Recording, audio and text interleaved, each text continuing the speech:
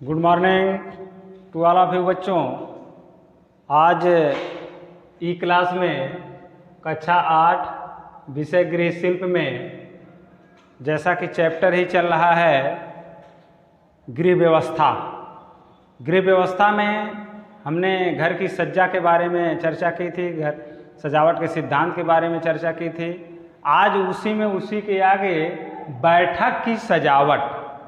प्यारे बच्चों, बैठक की सजावट, ये जैसा कि सजावट से पहले हमने चर्चा की थी कि घर में सबसे महत्वपूर्ण कमरे को बैठक बनाया जाता है। बैठक हमारे घर में मेहमानों के बैठने का कमरा होता है। इस कक्ष की साज सज्जा का हमें विशेष ध्यान रखना चाहिए। बच्चों, बैठक की सजावट की दो शैलियाँ होती हैं। एक होती है नंबर 1 पर भारतीय शैली, भारतीय शैली, और दूसरी होती है पाश्चात्य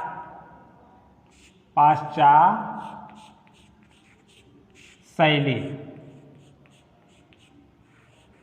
पाश्चात्य या विदेशी शैली कह लीजिए। पाश्चात्य शैली या विदेशी शैली। बच्चों, ये भारतीय शैली क्या है?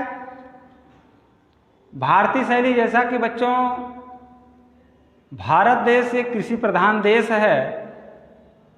यहाँ रसोई घरों में भोजन जो है जमीन पर बैठकर ही, चटाई पर बैठकर ही भोजन की कटाई की जाती है और बैठकर ही भोजन पकाया जाता है।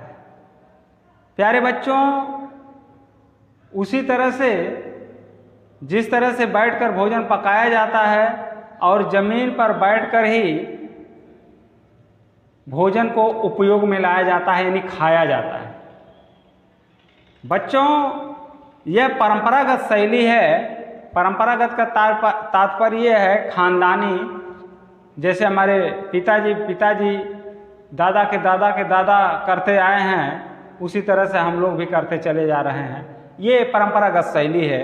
भारतीय शैली के अनुसार बैठक की सजावट निम्नलिखित तरीके से की जानी चाहिए। जैसा कि बैठक में एक तख्त दीवान बिछाना चाहिए, जिस पर एक गद्दा और चादर बिछी होनी चाहिए। इसका ध्यान देना चाहिए। यह भारतीय शैली में है। चौकी नहीं है, चारपाई होनी चाहिए। अब तो बेड चल गया है, तो उसके स्थान पर पहले चारपाई बिछाई जाती थी। दीवान या तख्ते पर आकार के अनुसार 2-3 तकिया मनपसंद भी रखना चाहिए। यह भारतीय शैली में सजावट के लिए बैठक व्यवस्था में करनी चाहिए बच्चों। उसके बाद बैठक में एक छोटी मेज के साथ 1-2 मोढ़ा भी रखे जाते हैं। मेज पर फूलदान रखने से भी उसमें सुंदरता बढ़ जाती है। बच्चों, मेज पर फूलदान यानी गुलदस्ते भी रखे जा सकते हैं। हाथ से बनाए हुए, अपने हाथों से बनाए हुए गुलदस्ते रखे जा सकते हैं। 1-2 मोढ़े रखे जाते हैं। मोढ़े का तात्पर्य पीढ़ा से हो गया बच्चों। लकड़ी का भी होता है, कुछ पुआल से गांव में लपेट के अपना तैयार कर देते हैं, कपड़ों से तैयार कर देते हैं। उस पर लोग ज़मीन पर ही बैठते हैं। बच्चों, इस तरह से लोगों को भारतीय शैली में इन सभी चीज़ों का उपयोग करते समय बड़ा ही आनंद की अनुभूति होती है। उसके पश्चात बच्चों, कक्ष में पुस्तकों की अलमारी, टीवी, चित्र, लैंप आदि के उचित संयोजन से बैठक को और सुंदर बनाया जा सकता है। यदि जो भारतीय शैली की घर व्यवस्था है, जो घर बैठक व्यवस्था के लिए रखा गया है, उसमें कुछ चित्रों से संबंधित, कुछ पुस्तकों, मनोरंजन की पुस्तकों से संबंधित किताबें रख देना चाहिए। यह भी सौंदर्यता बढ़ा देता है। अब तो धीरे धीरे लोग जागरूक होते जा रहे हैं, अक्सर भारतीय शैली को छोड़ते हुए और विदेशी शैली का ज़्यादा उपयोग करना चाहते हैं, जबकि उसमें अपना काफ़ी नुकसान है। आर्थिक नुकसान, मानसिक नुकसान, ये सबका नुकसान है। उस तरह से बच्चों भारतीय शैली में बैठक की फर्श को कालीन, दरी, चटाई से आकर्षक रूप दिया जा सकता है। मैंने फर्श पर आप कालीन, दरी अथवा चटाई बिछाकर भी उस घर की सुंदरता को बढ़ा सकते हैं। दरवाजे के पास एक पायदान रखा जाना चाहिए जिससे घर में प्रवेश करते समय लोग पावदान पर ही पैर रख के और सफाई पैरों की करके अंदर घुसें, इसका ध्यान देना चाहिए बच्चों। ये तो हो गया बच्चों भारतीय शैली की व्यवस्था बैठक की सजावट में। अब उसके बाद आता है पाश्चात्य शैली। बच्चों ये अधिक आय वाले लोग इस शैली को अपनाते हैं क्योंकि यह अपेक्षाकृत महंगी शैली है। इसके बैठने की व्यवस्था निम्नलिखित तरह से होती है, तरीके से की जा सकती है। इसमें बच्चों धन की ज़्यादा आवश्यकता होती है, बगैर धन के इस शैली का उपयोग नहीं किया जा सकता है क्योंकि सारी व्यवस्थाएं, सारी चीज़ें जो है धन पर ही उपलब्ध है। कमरे में 1 या 2 सोफे रखे जाते हैं, सोफे पर आकर्षक कवर चढ़ाए जाते हैं, इसका ध्यान होना चाहिए, उस पर आकर्षक कवर होना चाहिए। और केंद्र में एक टेबल रखी जाती है और फूलदान, लैंप, खिलौने आदि के द्वारा उसे आकर्षक रूप दिया जाता है, बनाया जाता है, उसको सजाए रखे जाते हैं बच्चों। सोफे के अलावा 2-4 कुर्सियां भी अगल बगल रख देते हैं जिससे कुछ यदि सोफे से अतिरिक्त आदमी और हो जाते हैं तो वह कुर्सियों का उपयोग करके आपके घर की साज सज्जा को बढ़ा सकते हैं, इसका ध्यान देना चाहिए।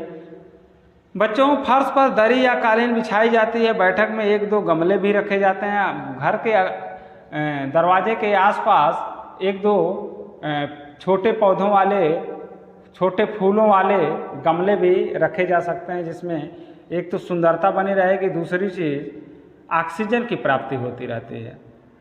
बच्चों दीवारों को सुंदर कलाकृतियों से सजाया जाता है।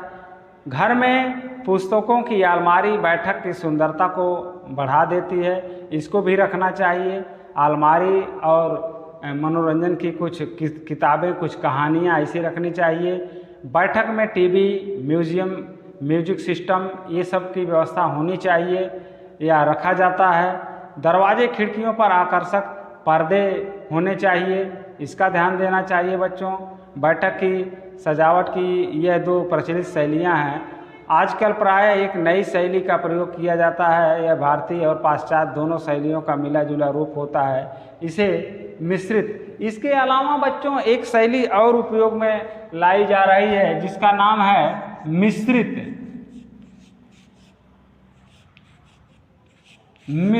शैली।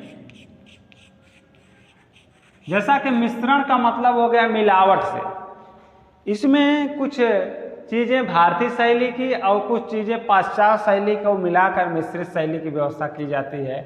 जैसा कि भोजन के लिए बच्चों जैसो बफर सिस्टम भी कर सकते हो, और बफर सिस्टम अक्सर पाश्चात्य शैली में आता है बच्चों।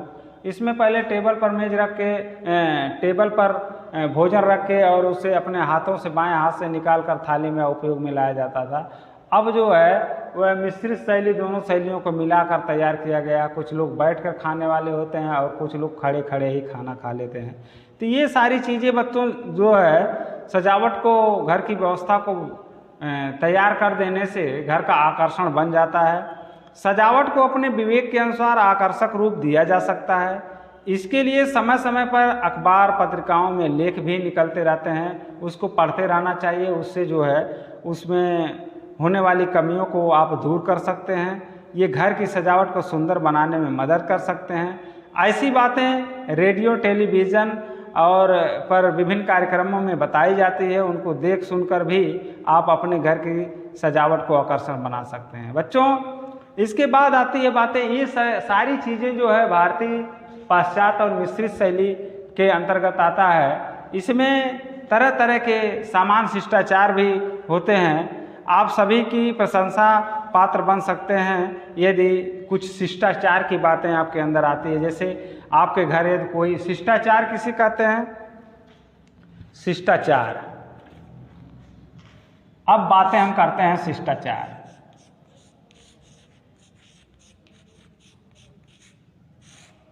बच्चों आपके अंदर भारतीय शैली का उपयोग हो, पाश्चात्य शैली का उपयोग हो, मिश्रित शैली का उपयोग हो, इससे कोई प्रभाव नहीं पड़ने वाला है। प्रभाव किससे पड़ने वाला है? आपके सामान्य प्रकार के शिष्टाचार से। ये शिष्टाचार है क्या? शिष्टाचार का तात्पर्य बच्चों है झुकने से।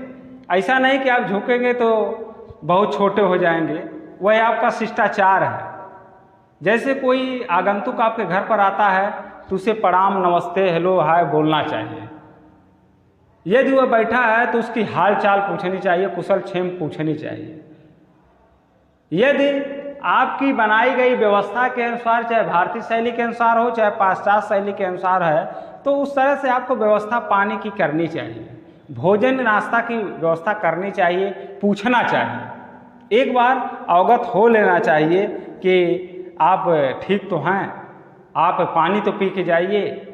इतना आपका ये शिष्टाचार है। कोई छोटा या बड़ा है तो उससे प्रणाम या नमस्ते कर देने से आपका सम्मान कम नहीं होगा, बल्कि आपका सम्मान बढ़ ही जाता है। बच्चों, बड़े हैं तो उनको प्रणाम करना चाहिए, यदि छोटे हैं तो उनसे स्नेहपूर्वक बातें करनी चाहिए। आपके समकक्ष हैं तो उनसे भी उसी लहजे में, उसी माहौल में, उसी रेशियो में बात करनी चाहिए। इससे आपके घर की सजावट की, घर की बैठक व्यवस्था की, आपके परिवार के सम्मान की रूपरेखा जो है बड़ी हो जाएगी बच्चों, उसमें कहीं कोई दिक्कत नहीं होती है। इस तरह से समान शिष्टाचार का ध्यान रखकर ही आप इन सभी उपयुक्त शैलियों को आगे बढ़ा सकते हैं। आपके घर का मान सम्मान बढ़ सकता है बच्चों। आज ई क्लास में कक्षा 8 में ही इतना ही, अगली चीज़ें बताई जाएगी। धन्यवाद बच्चों।